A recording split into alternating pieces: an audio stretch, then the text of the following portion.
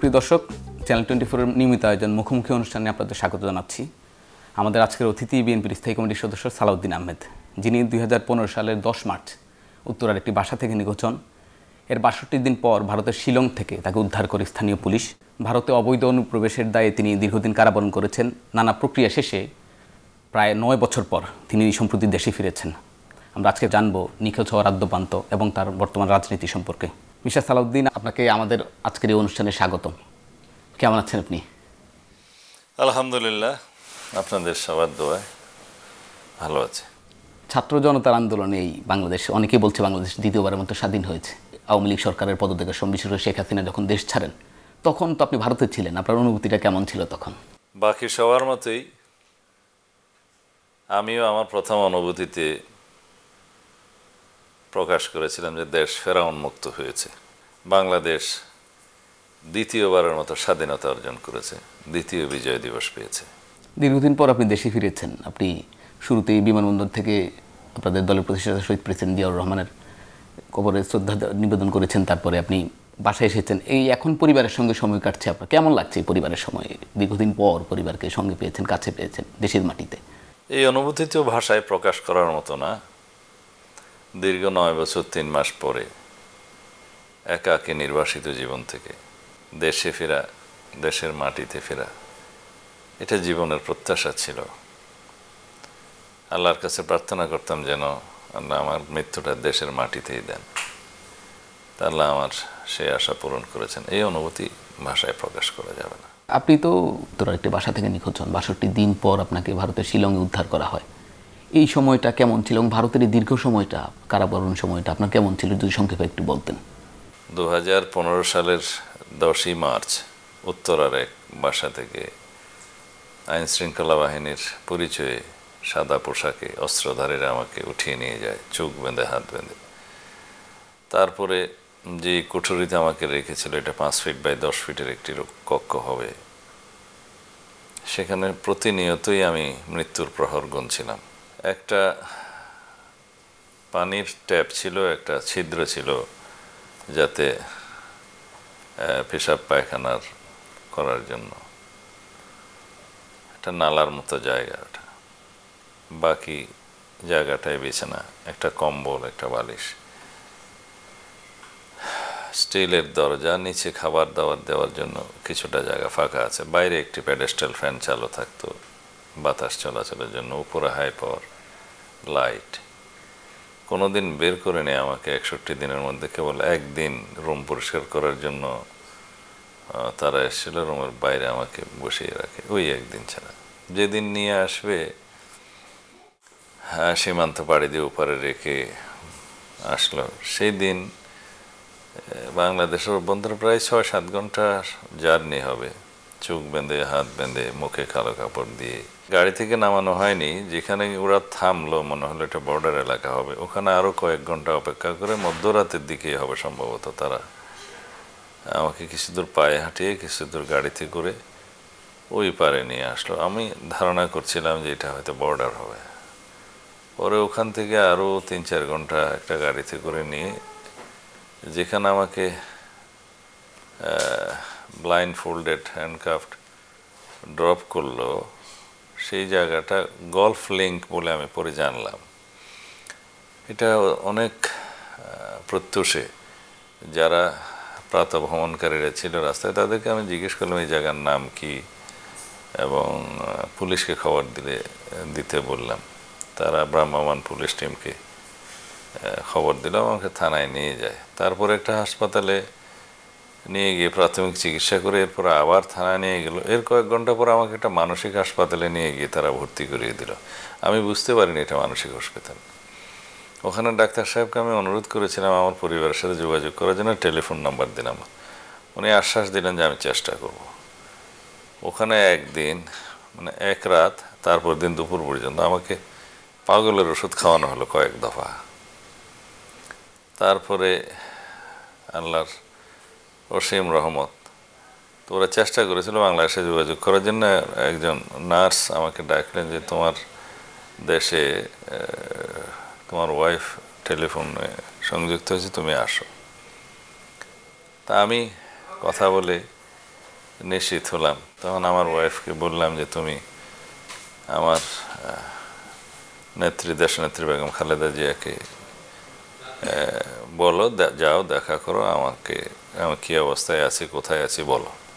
আমি তাকে বললাম এটা মেঘালয়ের রাজধানী শিলং, তোমরা যত শিগগির পারো আসো। এরপরে আমাকে একটা সিভিল হসপিটাল নামে একটা জেনারেল হসপিটাল আছে, ওখানে নিয়ে গেল। ওখানে একটা কারাগারের প্রিজন সেল আছে, ওখানে রাখলো। কোনো কাগজপত্র ছাড়া অবৈধ অনুপ্রবেশের জন্য একটা মামলা করলো। সেই মামলায় আমি 4 বছর পরে নিম্ন আদালতে খালাস পেলাম। কিন্তু খুবই অস্বাভাবিক যে এই সমস্ত মামলায় সাধারণত যেটা হয় না, যে ভারত সরকার সেটা আপিল করলো। এরপরে আরও 4 বছর আমার সেই আপিল মামলার লড়াই করতে হলো। তারপরেও আমি গত বছর 2023 সালের 28শে ফেব্রুয়ারি খুব সম্ভবত খালাস পেলাম, এবং কোর্ট সরকারকে নির্দেশনা দিল যে আমাকে যেন আইন মাফিক বাংলাদেশে প্রত্যাবর্তন করানো হয়, ফেরত দেওয়ানো হয়। কিন্তু মেঘালয় সরকারের হাতে পররাষ্ট্র মন্ত্রণালয়ের ক্যাপাসিটি না থাকায় মেঘালয় সরকার কেন্দ্রীয় সরকারকে, ভারতের পররাষ্ট্র দপ্তরকে তারা চিঠি লিখে সেটার উত্তর আর পাওয়া যায়নি। তো এইখানে স্বৈরাচার পতনের পরে আমরা আবার অ্যাপ্রোচ করলাম যে এখন আমাকে যেতে দাও, তখন তারা প্রক্রিয়া সম্পন্ন করে আমাকে ফেরত দেয়। ছাত্র জনতার আন্দোলনের ফসল এই আপনারা যেটা বলছেন স্বৈরাচারের বিদায়, স্বাধীন বাংলাদেশ। তো এই অবস্থায় ছাত্ররা যারা আছে, যারা এই আন্দোলনের সঙ্গে সম্পৃক্ত ছিল, বিশেষ করে সমন্বয়ক যারা আছেন, তারা বলছেন যে যৌক্তিক একটা সংস্কার চাচ্ছেন তারা। এই সংস্কারগুলোর সঙ্গে একমত কতটুকু বিএনপি? 31 দফাতে আমরা বলেছি যে আমরা রাষ্ট্রীয় ক্ষমতায় আসতে পারলে জনগণের পক্ষে একটি গণতান্ত্রিক রাষ্ট্র বিনির্মাণের জন্য কি কি সংস্কার আমরা আনব। সাংবিধানিক সংস্কার, আইনি সংস্কার, প্রশাসনিক সংস্কার, আদালতসমূহের বিচার বিভাগীয় সংস্কার সহ সমস্ত বিধিবদ্ধ সংবিধান এবং অন্যান্য সংস্কারগুলো আমরা করব। এগুলো লিপিবদ্ধ করা আছে 31 দফার মধ্যে। সেই হিসাবে এগুলো আমাদের দায়িত্ব হচ্ছে আমরা যদি রেসপন্সিবিলিটি পাই তখন আমাদের এই সংস্কারগুলো আমরা করব। কিন্তু বর্তমানে অন্তর্বর্তীকালীন সরকার চাইলে এখনই বিভিন্ন কমিশন বসিয়ে দিতে পারেন, যেমন সংবিধান সংস্কারের জন্য কমিশন, আইন কমিশন, বিচার বিভাগ সংস্কারের জন্য কমিশন, পুলিশ বিভাগ সংস্কারের জন্য কমিশন, এবং অন্যান্য ক্ষেত্রে যেখানে যেখানে প্রয়োজনীয় সংস্কার দরকার সমস্ত জায়গায় কমিশন বসিয়ে তারা রিকমেন্ডেশনসগুলো নিক। তারপরে যারা রাজনৈতিক দলের নেতৃবৃন্দ আছে, ফ্যাসিবাদ বিরোধী যারা আন্দোলনে অংশগ্রহণ করেছেন, তাদের মতামত একটু নিক এবং জনগণের জন্য উন্মুক্ত সেটা প্রকাশ করুক, সেমিনার সিম্পোজিয়াম হোক। এইভাবে একটি সুষ্ঠু প্রক্রিয়ার মধ্য দিয়ে সেই রিকমেন্ডেশনসগুলোর পরিপক্কতা আসবে, তখন আপনি বাস্তবায়নের একটা সুযোগ পাবেন। এমন নয় যে এই রিকমেন্ডেশনসগুলো এই অন্তর্বর্তীকালীন সরকারকে সমস্তটাই বাস্তবায়ন করতে হবে, তেমন নয়, কারণ এটা সময় লাগবে সেটার জন্য। হ্যাঁ, তারা ইনিশিয়েট করতে পারে। ছাত্র জনতা যে রাস্তায় নেমে এলো, সরকারের পতন হলো, এই পতনের পর যেটা আমরা দেখতে পেলাম সারা দেশে কিছু অভিযোগ আসছে যে বিএনপি নেতাকর্মীরা বিভিন্ন জায়গায় দখল, চাঁদাবাজি এগুলোর সঙ্গে জড়িয়ে পড়ছে। এই ঘটনাগুলো দমনে বা ভবিষ্যতে যাতে না হয় বিএনপি এটা নিয়ে কী অ্যাকশনে যাবে? এগুলো কিছু বিচ্ছিন্ন ঘটনা। এখানে হয়তো দলীয় নেতাকর্মী আমাদের 2-4 জন আছে বলে অভিযোগ পাওয়া যাচ্ছে, তাদের বিরুদ্ধে আমরা ব্যবস্থা নিচ্ছি কঠোরভাবে, এবং সংগঠনের সর্বস্তরে এই মেসেজটা দেওয়া হয়েছে যদি কাউকে এই সমস্ত অপকর্মে যুক্ত থাকতে অভিযোগ পাওয়া যায় আমরা সুষ্ঠু তদন্ত করে তার বিরুদ্ধে সাংগঠনিক ব্যবস্থা এবং আইনি ব্যবস্থা নেওয়ার জন্য আমরা প্রশাসনকে অনুরোধ করব। তবে আমরা সমস্ত রাজনৈতিক দলের নেতাকর্মীদের অনুরোধ করব যে স্বপ্নের বাংলাদেশ বিনির্মাণের জন্য আমাদের সন্তানরা বুকের তাজা রক্ত দিয়েছে, শত সহস্র শহীদ আত্মদান করেছেন, তাদের স্বপ্নকে আমরা যেন বাস্তবায়ন করি। আপনি জানেন না অন্তর্বর্তীকালীন সরকার চলছে, আপনারা কি চাচ্ছেন আসলে? কতটুকু সময় ফ্রেম ধরে দিয়েছেন তাদেরকে, বা আপনাদের কোনো দাবি দেওয়া আছে কিনা? নির্বাচন কত সময়ের মধ্যে হতে পারে? যদি আগের সংবিধানের যেটা বিধান ছিল, আওয়ামী লীগ যেটাকে উড়িয়ে দিয়েছে, আমাদের কেয়ারটেকার সরকারের বিধান, যেখানে 90 দিনের একটা টাইম ফ্রেম ছিল নির্বাচনের জন্য, আমরা মনে করি দেশের মানুষও মনে করেন 90 দিন এই অন্তর্বর্তীকালীন সরকারের জন্য হয়তো যথেষ্ট সময় নয়।